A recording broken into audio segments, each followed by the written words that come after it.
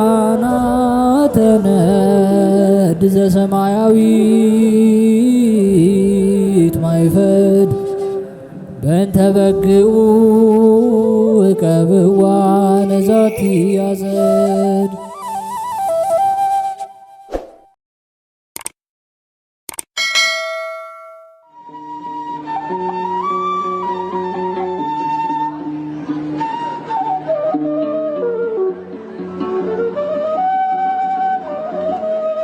በስመ አብ ወወልድ ወመንፈስ ቅዱስ አሃዱ አምላክ አሜን። ጥቅምት 3 የሚነበብ ስንክሳር። ዕረፍቱ ለሊቀ ጳጳሳት ስምዖን።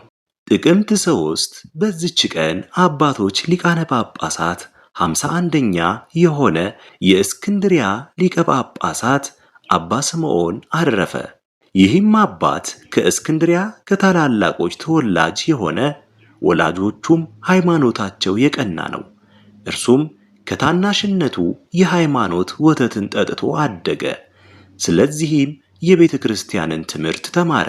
የምንኩስናንም ልብስ ሊለብስ በልቡ አስቦ ወደ አስቄጥስ ገዳም በመሄድ ከእርሱ አስቀድሞ ሊቀ ጳጳሳት በሆነ በአባ ያዕቆብ ገዳም መነኮሰ። በየጊዜውም በሚጨምር ተጋድሎም ሥጋውን እያደከመ አብዝቶ በመጋደል በእርሱ ዘንድ ኖረ። ዳግማዊ አባ ማርቆስም ሊቀ ጵጵስና በተሾመ ጊዜ ይህን አባ ስምዖንን ስለ በጎ ተጋድሎና ስለ አገልግሎቱ ከአባ ያዕቆብ ዘንድ ወሰደው። እያገለገለውም ከእርሱ ጋር ኖረ። አባ ማርቆስም ባረፈ ጊዜ አባ ያዕቆብ ተሾመ። ያን ጊዜም እያገለገለው ከአባ ያዕቆብ ጋር ኖረ። ከዚህም በኋላ አባ ያዕቆብ ባረፈ ጊዜ ብዙዎች ካህናትና ኤጲስቆጶሳት የሀገር ታላላቆች ሁሉም ይህንን አባት አባ ስምዖንን መረጡት። ትሩፋቱንና ያማረ ሥራውን በእነዚህ በሁለቱ ሊቃነ ጳጳሳት ዘንድ በነበረበት ጊዜ ስለተመለከቱ አምላካዊ ፍቅር አነሳስቷቸዋልና በወንጌላዊ ቅዱስ ማርቆስ መንበር ላይ ይዘው ሊቀ ጵጵስና ሾሙት። ከዚህም በኋላ በሹመቱ ጸንቶ መልካምን ጉዞ ተጓዘ። እግዚአብሔርንም አገለገለው። የሃይማኖትንም ሕግ በማስጠበቅ የክርስቶስን መንጋዎችን ጠበቁ። በሹመቱ ወራትም ቤተ ክርስቲያን በጸጥታና በሰላም ኖረች።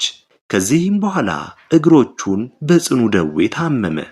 ፈጣሪ እግዚአብሔርንም ከዚህ ደዌ ያሳርፈው ዘንድ ለመነው። ክብር ይግባውና ጌታችንም ልመናውን ተቀብሎ በሰላም በፍቅር አንድነት አሳረፈው። የሹመቱም ወራት 5 ወር ከ15 ቀን ነው። ለእግዚአብሔርም ምስጋና ይሁን። እኛንም በዚህ አባት ጸሎት ይማረን፣ በረከቱም ከእኛ ጋር ትኑር ለዘላለሙ አሜን። የሐዲስ ጊዮርጊስ መታሰቢያ።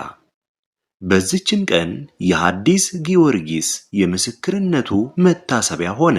ዳግመኛም የእኒህዋ የወገኑ የነገዱ የመቃርስና የታኦፊላስ የአውመራና የአርማንያ ሊቀ ጳጳሳት ጎርጎርዮስም መታሰቢያ ነው። ዳግመኛም ለታላቁ ቴዎዶስዮስ ልጁ የሆነ ንጉሥ አርቃዲዮስ የወለዳት የቅድስት ታኦድራ መታሰቢያዋ ነው። በረከታቸውም ከእኛ ጋር ትኑር ለዘላለሙ አሜን። አስጀምሮ ላስፈጸመን ለልዑል እግዚአብሔር ክብር ምስጋና ይሁን መች ለዘላለሙ አሜን። ውድ የሊቃናት ሚዲያ ቤተሰቦቻችን ጥቅምት 3 የሚነበብ ስንክሳር ይህን ይመስል ነበር። በቀጣይ በአዲስ ክፍል እስከምንገናኝ ድረስ እግዚአብሔር ቸር ያቆየን። መልካም ጊዜ